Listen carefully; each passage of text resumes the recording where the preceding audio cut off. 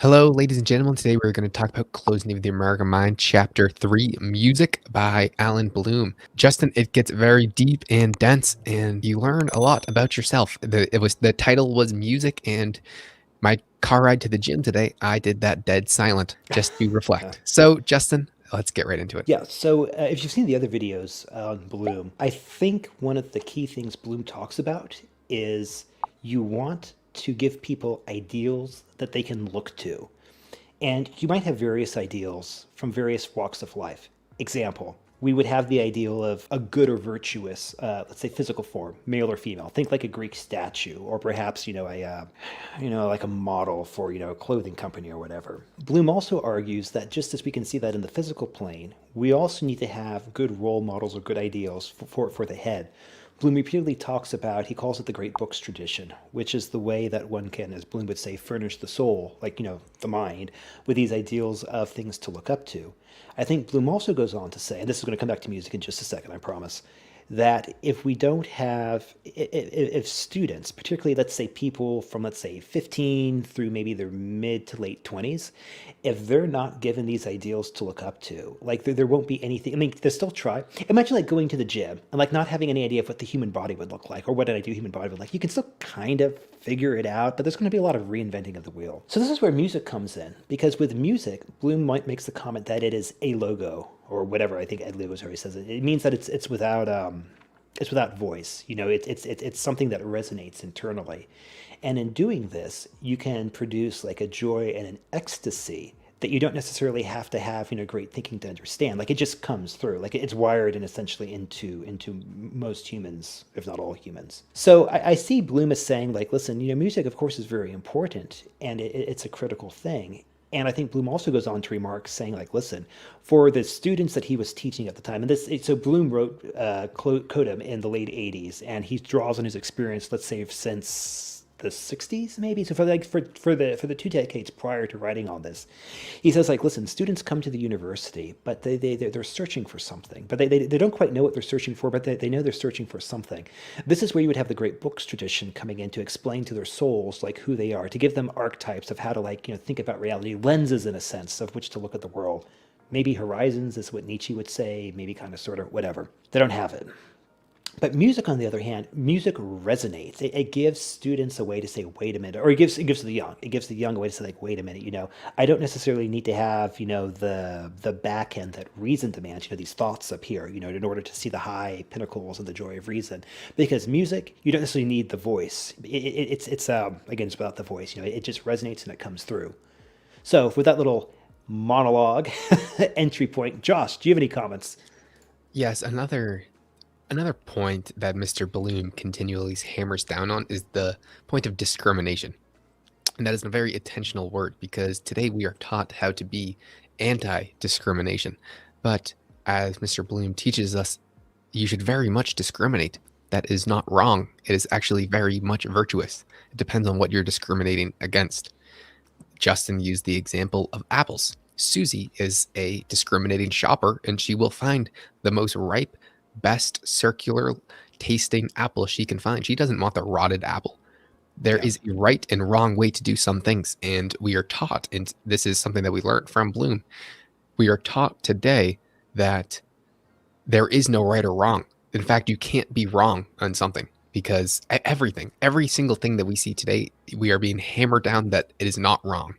Yeah. And that is very much so unvirtuous to your soul to be taught that no matter what you do, it can never be wrong.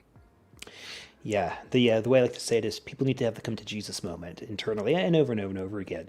And if you start, Evan Sayat did a really good spiel, actually referencing, that's Bloom actually, and that's one of the reasons where I first heard about Closing of the American Mind. Here's the problem, is that if you go through and you say that, listen, some things are more virtuous than other things. Some of the things that will create virtue, or some of the things that will give people an edge, they'll have just by virtue of their birth, their genetics or whatever. And likewise, disadvantages, they'll have just by virtue of the birth. My response would be, well, listen, we are all gifted and we are all handicapped by, the various things, the pluses and minuses that we have. If you're 6'5" and built like a linebacker, you've got an incredible edge in, let's say, being a football player. but you wouldn't necessarily be the best caver or the best jockey either. Now, again, if you're like you're 4 or 5 or whatever, right? Then maybe I'd be an excellent jockey, an excellent caver, or whatever. So the key is that like we have these accidents of birth, and I think it's foolish to try to look away from the accident of birth and try to make everyone the same, because that is just ridiculous. So that's one component that we in the West really struggle with. The other component that we in the West really struggle with is basically telling people there is a right, an objective, or there is a good way to do something, and if the good way to do something interferes with your preferences need to change. Or it's not your preferences need to change, or better yet, but think of it like this. Think of it like this. If you want to smoke, by all means, smoke. Just don't like do it near kids, and just don't do it in a restaurant. But just know that it's bad for you. Like it's objectively bad for you. And if you want to do it, just, make sure you're insured or whatever, because, there's a good chance there might be some health consequences down the line. Perfectly reasonable, everyone knows what they're getting into. The problem is this: people don't like to feel bad. And so smokers cannot corrupt all of society. Sorry to pick on smokers, but anyways, the point is smokers can't pick on all of society to create this vast apparatus to make vice virtue. In other words, they can't say, okay, listen, we're going to run, massive campaigns saying, healthy at any kind of lung size, or healthy at any, way you want to smoke. Whether you want to smoke, whether you want to don't smoke, it's all equally healthy. The answer is no. It's objectively not all equally healthy. Yeah. And they know that they're being unvirtuous, and you want them you want them to feel like if you're doing something wrong, it sucks, but it's like the hard ass teacher you have growing up in school or whatever, right? You want someone to be riding your ass, because that's what gets you to change. And if you engage, all the organs of society to like cover this up and sweep it under the rug, just putting your hands in front of your eyes, that does nothing.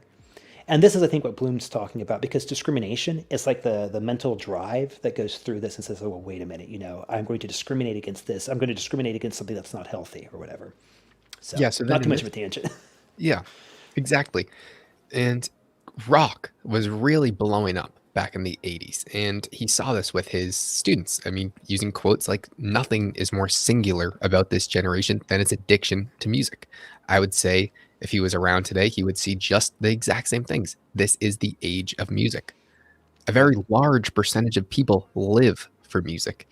Oh, and Josh, you're right. They live for music, but think about it. The reason they live for music is because music transmit without words, a logo, whatever, right? The ideal, like something to look up to, right? So now people have something to look up to. And so you see this, the thirst in the soul to have something, to aspire to or whatever, right? And it's good. My guess is that Bloom would say, this is a good thing. Like you want people, it doesn't matter if it's rock, it doesn't matter if it's classical, like you want the soul to have something to look up to, but you don't just want it from one thing. Like you just don't want to have like, spend all your time in the gym or whatever, right? It is good to go to the gym, but you need to do other things in life. And just like, it's good to like look up to in music, but you need to like furnish the way you think with other things just beyond music. So that's kind of the way I take about it. And there's a really good line from Bloom. Like there's a lot of good lines in this chapter, but he says something along the lines of like, I worry that nothing stops students today from communing with the muse, blah, blah, blah, blah, blah. And I worry that when they take off the Walkmans, they will find they are deaf, because Bloom comments that this music, it gives the ecstasy of how does he say it, like of like the final like culmination of sex, or like a drug-induced high or something like that, without actually the work that you need to put into it. And Bloom, I think, even makes the comment that, like, again, me poorly paraphrasing Bloom here, that whenever I've had a student who's had a bad run-in with drugs or something like that, and they've gotten over it, I find that like a part of them is like not colorblind, but like there's a part that's been reduced, or like the horizons, like the students like mine, like they no longer believe like that there can be this high, because they had so much pleasure at the beginning.